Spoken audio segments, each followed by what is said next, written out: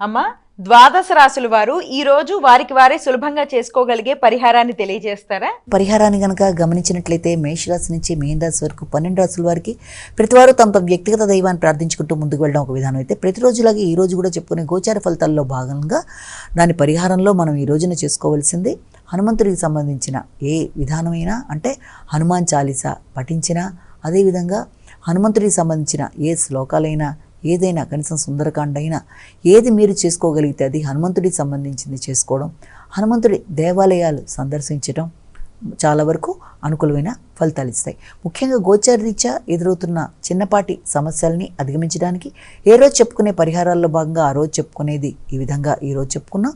అయితే తమ వ్యక్తిగత దైవాన్ని ప్రార్థించుకుంటూ ముందుకు వెళ్ళినా అది అనుకూలంగానే ఉంటుంది.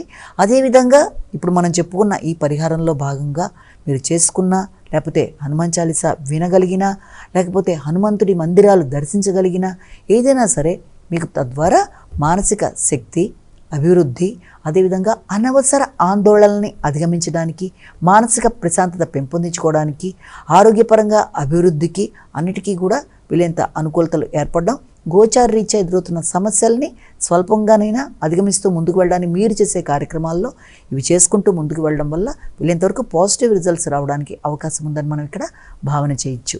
నమస్కారం.